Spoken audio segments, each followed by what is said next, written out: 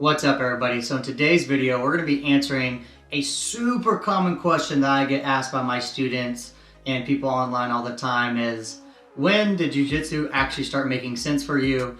And we'll talk about that right now. What's up, everybody? My name is Chasen. I'm a Jiu-Jitsu black belt. I've been teaching and training for over 12 years now. So if you like all things Jiu-Jitsu, this is a pretty good channel for you guys. Make sure you hit the like and subscribe button down below. Also, I'm curious, what belt are you? What rank are you right now when you're watching this video? Are you white belt, blue belt, purple belt, brown or black, and where do you train out of? So make sure you comment down below, give me your inputs on this video, what you guys would like to see. So I appreciate you guys. Thank you guys for tuning in. So a little bit, kind of get a little bit more personal with you guys today is I'm gonna talk a little bit about my journey. This is a question that I get asked a lot of times by my students that I train with on a daily basis is, when did Jiu-Jitsu finally start to click for you? When do you think it will click for me? How do I know when I'm starting to really learn? And it's very hard to navigate. As we know in Jiu-Jitsu, especially if you've been training for any amount of time, it's a very roller coaster and up and down battle. You're gonna have times where you feel like you're on top of the hill,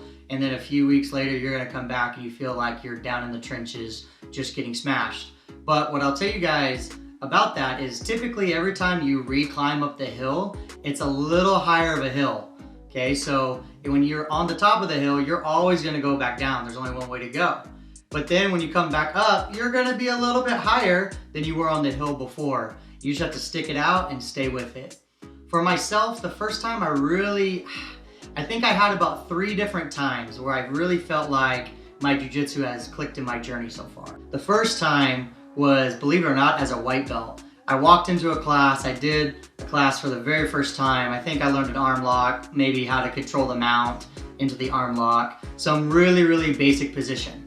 And I remember after leaving that day, I was like, man, this stuff is so awesome. Jiu-Jitsu is so cool. You can use it on so many people. I just saw the effectiveness. I'm not a very big guy. I'm about 150, 60 pounds, about 5'7". So I thought Jiu-Jitsu was perfect. I absolutely loved it. And from there on out, for the about first 3 months of my white belt career, I didn't care that I was getting smashed. I just loved learning the technique. And of course, I saw myself get better because I was learning moves that I had never known before. I didn't know anything before. So when you learn how to do a rear naked choke for the first time, you feel like you're incredibly powerful. You feel like you're moving up in the world. But then after about 3 or 4 months, you start to realize, like, man, Jiu-Jitsu is hard. I'm getting smashed. There's a lot better people than me.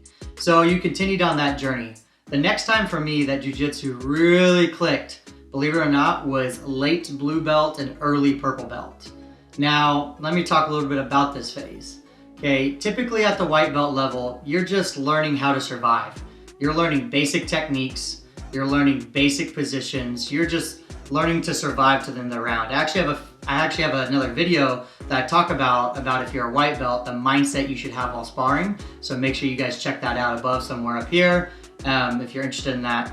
But really, at a white belt, you should just be trying to survive to the end of the round. Make it there, learn the basic techniques, learn the fundamentals, really master those.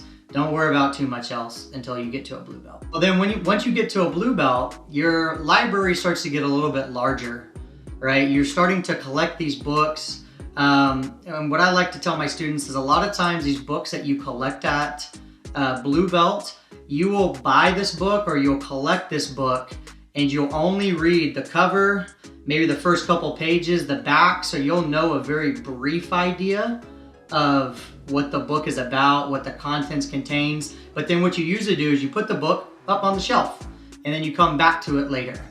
And so really a lot of times at your blue belt phase, you're just picking all these techniques. You're past the basics, but you're collecting all these new information. You're trying to figure out where do they fit into your game that you're already starting to build. How do I do these things? So you're collecting these books, reading a little bit of the pages, putting them back up, reading a little bit of the pages, putting them back up, but you're still really experimenting. Then I would say late blue belt, early purple belt, at least it was for myself.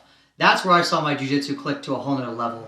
I had basically collected all of these books and read a little bit enough of them to know more than the people who I was training with at the time, right? So I was training with mainly white belts and lower blue belts. So now I had collected all these things. I'm a mid blue belt, purple belt. Now I'm able to actually apply some of this knowledge that I've read on resisting opponents, on people who are not wanting me to do it. And man, I remember when that happened to me, I felt like it was the first time, it was the most excited I had been learning jiu-jitsu since the first day I had walked in to an academy.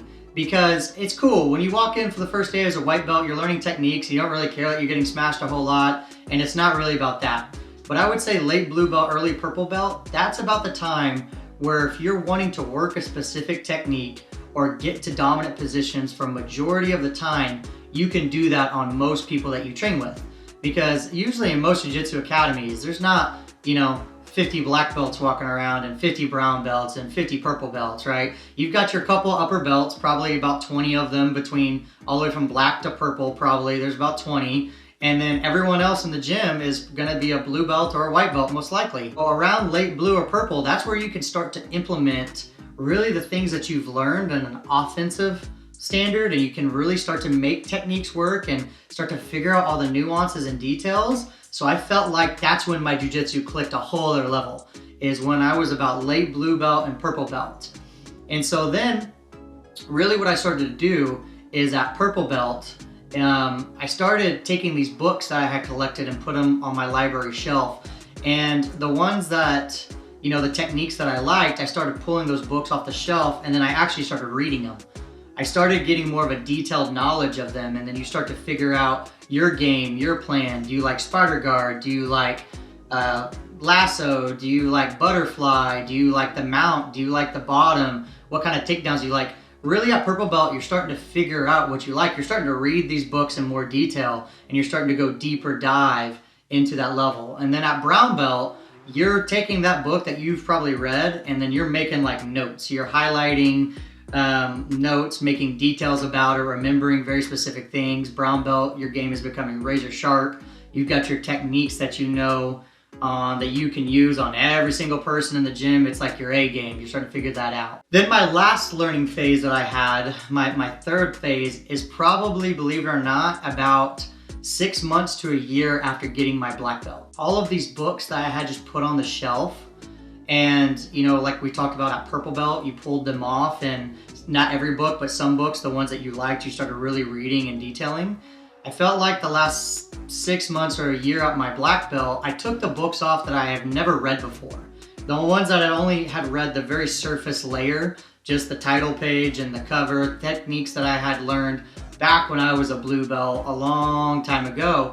And then I started to really explore the concepts behind them, the techniques behind them. How do they work? How do they not work? When would I use them? When would I not? On a much deeper level than I was as a blue belt. So now I'm going back and reading these books that I've had on my library shelf for a very long time. I've just never gotten around to reading them because I've so much enjoyed the other books that I wanted to reread them again, make highlighted notes that I did at purple and brown belt. But now at black belt, there was another new clicking learning phase that I had for myself. I felt like my game clicked to a whole other level after about 6 months to a year of a black belt, because I feel like I'm more well-rounded. I'm more diverse in my options as opposed to what I was as a brown belt.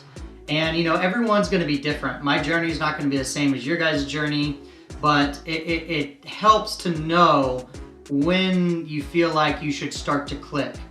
And so to kind of summarize that, and of course it's gonna be different per person, is really, your first 6 months as a white belt, everything is amazing. You're learning everything. Everything is clicking. You're finally learning moves. You're maybe learning what you're getting tapped out with. You're maybe throwing up a decent attempt here and there. But then after about the first 6 months, it gets frustrating. And it's gonna be an uphill battle from about there until I would say mid blue belt to purple belt. Until you get to about the mid blue belt or purple belt, you're gonna be frustrated a lot. Sometimes you're gonna have some good days, and sometimes you're gonna have your bad days. There's a whole reason why it's called the blue belt blues, if you guys have heard of that, which I'll make a whole other video about another time. But around late blue belt, purple belt, you start to feel like another click starts to happen. Things start to fall in place. You start to see techniques coming into place. You start to remember what you can do in these positions. And then, like I said, for me, if some of you guys aren't there yet, it was about the first 6 months to a year of being a black belt. Then I really felt like it was another tick in the sense of learning, not necessarily in sparring. It was just more in the learning, and I felt like I really expanded my knowledge and my library and my understanding of my techniques and what I was doing. So hopefully this helps you guys out. This is a common thing that I get talked to about a lot with a lot of my students. I have this conversation a lot. So hopefully this helped you guys out. Quick little plug, if you guys like podcasts, please check out my podcast. It's called the Chasen Life Podcast. I'll put it down below. Make sure you guys also leave me a comment and subscribe. Let me know what belt you guys are, where are you training out of, and I'd love to hear from you guys. Make sure you guys are commenting down below about some topic ideas or questions that you might have. And with that, I'll see you guys next time.